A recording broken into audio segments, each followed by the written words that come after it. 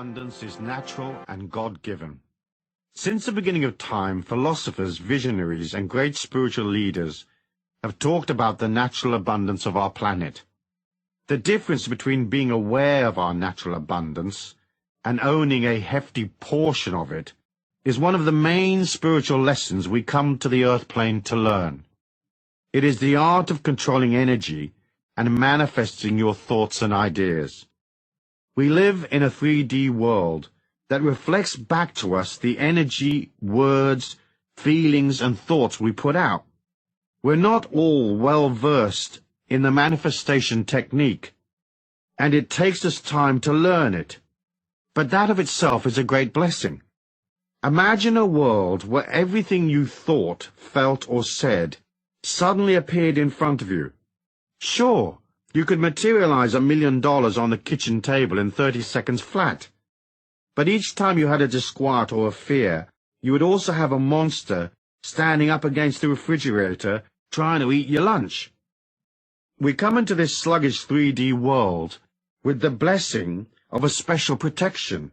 We can have thoughts and feelings that don't instantly materialize in front of our eyes, as they do in some of the spiritual dimensions.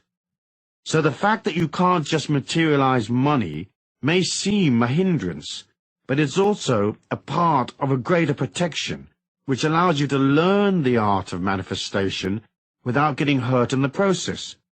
It isn't hard to see the abundance of our planet. You only have to look at the fruit trees in the fall, the lushness of life. We know that money is not rare, and that abundance is natural. Buckminster Fuller calculated that if all the wealth of the world were divided equally among its citizens, each and every one of us would be a millionaire. It's natural, therefore, for everybody to be abundant. Our natural state is rich. The thing that gets in our way are the feelings of lack, despair, confusion, and the inability to master the marketplace of life.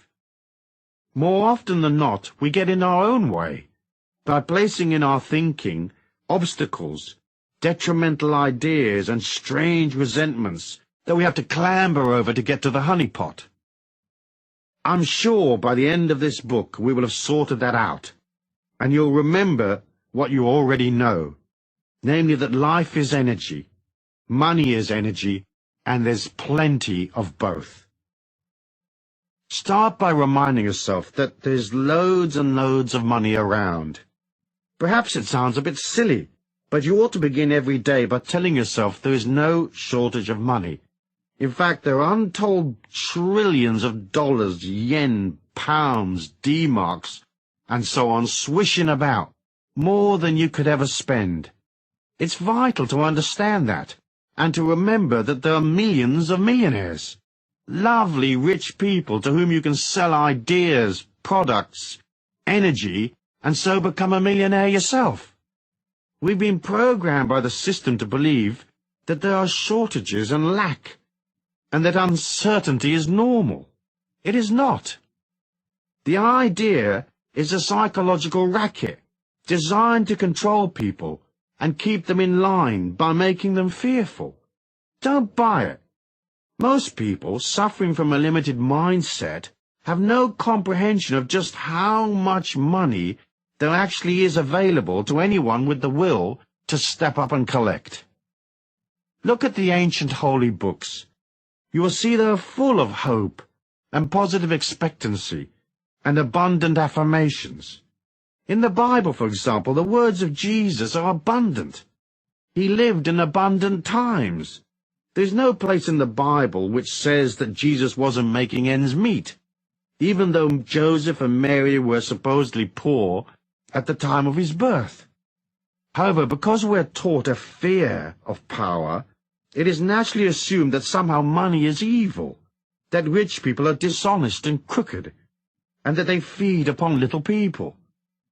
While the economic forces of our planet are certainly stacked in favor of the big institutions and governments, there's nothing stopping each one of us from gathering our fair share. It's hard to align to money if you think it's evil and nasty. But once you come to understand that money is neutral, that abundance is natural and spiritual, it's easy to see that having money does not necessarily deprive someone else. Many of the greatest teachers have given credence to this idea that abundance is spiritual, and that it is your feelings and your thoughts that create the abundance for you. In fact, if you're wealthy, more often than not, you will be disposing of your money commercially and charitably, supporting people around you, and adding to the overall velocity and flow of wealth. There are trillions of dollars zipping about electronically on any given day. Those electronic signals are literally passing through your body right now, as are all the TV and radio signals that are in your local area. If you stop and think about the millions flowing through your hands right now, imagine making a slight flick of the wrist in order to halt some of that loot in transit, so it sticks in the palm of your hand. A flick of the mind is faster than a flick of the wrist. Money is good. Greed is not good. However, there's no reason why you can't be very rich, stinking rich in fact, and still be extremely spiritual and a wonderfully generous person, aligned to the God force, with a huge heart and compassion for everyone you meet. One of the inner concepts we have to grasp early on is that the whole of our reality exists in a wave-particle duality. What the wave-particle duality means at a quantum level is that our supposedly solid reality is not actually solid at all. That everything exists in an oscillation or a hazy wave. It is ill-defined. This hazy wave condition remains the same until a particle is observed, whereupon it changes from being somewhere in a hazy state to being solid and existing in a defined place. The metaphysics of money and our ideas around money and abundance follow much the same path as the laws of quantum physics. In order for money to become part of your life, it has to go from a hazy wave state of ideas, dreaming, wishing, yearning, and vague maybes, into a solid state, a dollar bill, credit in your bank account, a coin in your pocket. If you can convince yourself at the very deepest level of your being that there is no lack, no unfairness, no discrimination, that making money isn't hard, you suddenly open yourself to greater wealth. This is because you've collapsed your self-denial, your aversions and resentments, and you've flipped from the insecure, hazy wave state that says, "Where's the rent coming from?" to the solid particle state. Suddenly you know it's coming, 'cause the check's in your hand. In collapsing your hazy wave money dysfunction, you open yourself to endless points of abundance. This simple click of the mind opens the door metaphysically. Remember, all points of abundance, points in our 3D reality where money is actually delivered, where transactions take place, are solid particle states, not hazy waves.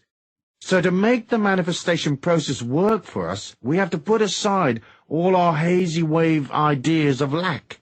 We have to become centered and aligned to the solid symbols of abundance. We have to know we can do it.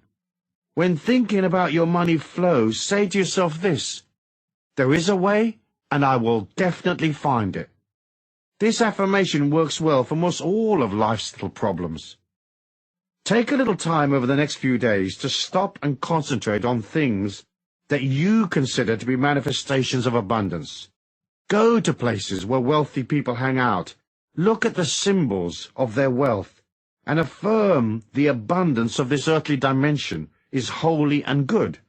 Yes, money can be used for evil purposes, but in itself it has no energy. To make your feelings right, you've got to agree that abundance is natural. You can't look at abundance with anger or envy. You can't become abundant if you exclude yourself. So when you see a person in a limousine wearing fine clothes, if you say consciously or subconsciously, "What a rat! That lifestyle's not for me. Poverty is holy and good," you deny your potential. It isn't easy for most ordinary people to look at extreme manifestations of wealth and join in the idea. The ego is too racked with jealousy or inadequacy and judgment. We'll look at a palace and we'll say, "That's not my kind of house." We'll see expensive things and say, "That's far too much for me." To be abundant is simple, but first you have to be able to join with your feelings. It's not vital that you can instantly visualize yourself in the presidential suite of a 5-star hotel, providing you don't deny yourself the possibility. In other words, you may say, "I don't have to stay at the Grand Hotel, but it's certainly something I could take in my stride. It's certainly something that I'm pleased exists.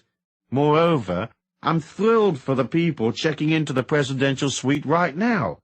In this way, you switch from the negative affirmation that money is bad and poverty holy to the idea that money is neutral, that abundance is natural and God-given. So, acknowledging abundance as a daily affirmation is a part of your disciplined action plan. Everyone can get their head around the idea that abundance flows. We watch it daily, flowing and not flowing. Here's the subtle trick to being in the flow. But first, let me remind you that a positive attitude goes almost without saying. The more you moan and affirm you don't have enough money, the more it slips from your grasp. Maddening, really. But when it slips away, that of itself becomes a negative affirmation of how unfair the system seems to be. Of course, it isn't unfair. It's just energy in motion, responding to feelings. To those that have, more shall be added, and to those who don't have, a chunk will be taken away. So the first rule of flow is to constantly tell your mind you are rich. There are many manifestations of wealth that aren't necessarily cash. Love, friendship, nature, sweet sensations, pleasing emotions, etc., etc. Rich is a way of viewing life. So tell yourself, "I want to view the world with a kindly eye. I want to view it richly." Remember, your unconscious mind, the powerhouse of your soul, doesn't know if you're rich or not. If you tell it you're rich, it will accept that as gospel. You have to believe in luck and flow and goodness, even when cash-wise, things might be bloody awful. Perhaps it goes against the grain, but if you see your affirmations as just that, affirmations, you can affirm your abundance and good fortune even when things look a bit dodgy. The poorest person has things to be thankful for, so affirming your abundance is an act of gratitude and humility, as well as a way of keeping yourself in the flow. People get into trouble understanding flow because they can't tell the difference between effort and struggle. So they'll get an idea, and everything tells them it's not working, and yet they plug away, doggedly going through the agony of it all, because someplace back there somewhere, someone told them that whacking their head against the wall was an honorable way of conducting themselves. Not quite so. Struggle causes a lot of pain, because it involves a lot of negative emotion. Struggle is also very hard work.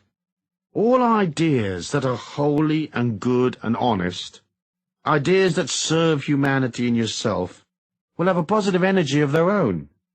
When you head out to materialize a money-making plan, it will gather momentum. It's as if the universe at large leads you step by step, showing you the way. That's flow. You meet the right people. You sit in the right seat on the plane, and next to you is the very person you need to connect with. It's a wonderful thing watching flow in motion. We all know what it looks like. When it's working, the trick is to be able to pull back when things aren't flowing. As I said in my little book, Life Was Never Meant to Be a Struggle, struggle is effort laced with emotion. As humans, we are required to exert effort to get things done. So if you're cycling up a hill delivering loaves of bread, you'll expend calories pedaling. Effort is natural. When one's energy expenditure gets wrapped in loads of negative emotion, that's when you flip to the unnatural, from effort to struggle. At that point, you should pull back and ask yourself loads of simple questions. Questions that highlight silliness. Of course you need perseverance when times are tough, but perseverance mustn't trip you into negative emotion. That will destroy your dream real quick. So if things aren't flowing, watch the signs very carefully. What little adjustments can you make to get things moving? Is your plan realistic? Do you have the wherewithal to pull it off? Are you missing some component? If you're missing a piece of the jigsaw, what does that piece look like? Is the piece inside you, or where will you get the bit you need? It's okay to go up the path a little way, only to discover it's not right for you. As long as you realize when things aren't working, and pull back. The trick is to evaluate and ask yourself, is this a stupid idea or not? Am I going about it arse backwards or what? Do I need this suffering or is my suffering voluntary? Remember, it's not a defeat to pull back when things aren't right. You can always wait for things to change. The fool plugs away regardless of the signs. If you are aware, you'll pull back, or perhaps continue slowly forward, watching carefully, making adjustments as you go. Remember, don't be impatient. Things always take longer to materialize than you think they will. That's because our minds can move faster than the 3D reality in which we all exist. Also, it's okay to make mistakes. It's okay to fail sometimes. See these as mini-seminars you attend to teach you the tricks of life. Of course, the main trick is to be flexible and easygoing and light-hearted, and to learn, learn, learn. Life's a seminar. We learn by stuffing it up. So be kind to yourself. Although flow often seems a form of magic, it actually stems initially from order and planning.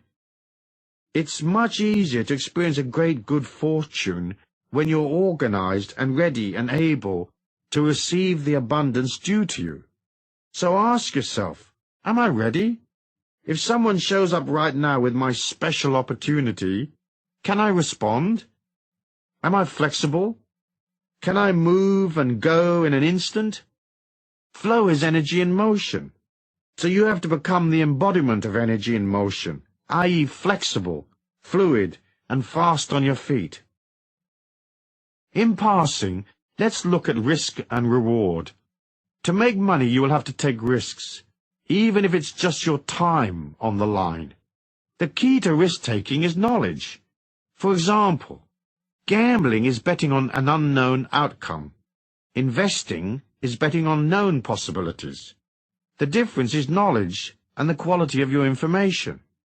So when the amateur blackjack player is pitching his money on the run of the cards, he's gambling.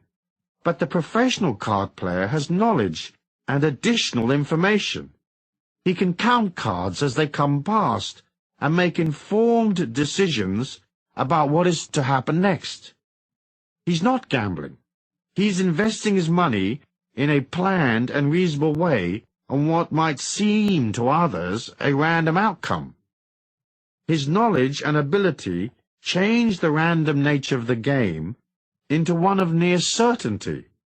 He is not struggling, he's working, just as the croupier and cocktail waitress are working. So struggle can be avoided by collecting information, lots of it, learning and watching and topping up on your game of life. Moving through life with ability and knowledge, you go from gambling on life to investing in life. We all have to accept risk. Crossing the street is a risk, just one we're used to. The trick is to have enough information so that you're betting on outcomes that are almost certain. When the outcome isn't certain, you ought to design your involvement to ensure there's an easy and inexpensive escape route. Remember, as I've said before elsewhere, never go into anything without figuring out where the exit is. Never commit until you have to, and not until you have enough information. Try to make sure there's a back door to whatever commitment you make. Your feelings are enormously powerful. They are your extrasensory perception. The mind can deduce from what it already knows and guess at an outcome. And millions are lost every day using this intellectual guessing method. But your feelings are more accurate, for everything is energy. So any deal or investment or any involvement with others has an energy of its own. That is its thumbprint, if you like. Use your feelings to stay in the flow and keep away from trouble. Remember, if an idea feels wrong, it is wrong. That's not to say that you should trash a deal whenever you have a moment of disquiet. It's just to say, if suddenly there's an energy shift, you're in tune with your feelings. That shift will alert your feelings. When something feels odd, stop and notice and take stock. Your feelings guide you away from trouble. Half the trick to making money and being in flow is staying away from deals that don't work. It's the deals you walk away from that make you rich, as much as the successful deals. So put your feelings into everything. Meditate and become a satellite for your subtle feelings. The way to build up your sensitivity is to ask. Constantly refer back to your feelings to confirm your direction. If you're in a meeting, mentally reach out to the other people there, and imagine your arm extending to touch them in the heart. Then mentally pull your arm back quickly, while centering your mind, blanking it, and ask, how does this person feel? Edgy, arrogant, angry, excited, crooked, safe, loving, kind, and so on. Your first impression will be the correct one. The litmus test to referring to your feelings should be used many times a day. Energy shifts constantly, so you'll want to be aware, especially when dealing with other people. How does this situation or person feel right now? How is it different from the way it felt last time I checked in? Is this deal I'm considering for real? Or has something changed? What's the upside? What's the downside? Is the downside far greater than the upside? Is the risk worth taking? Then ask yourself how you feel. Are you happy, comfortable, flowing along, or is there something bothering you? Staying in the flow is only really a matter of staying close to your feelings.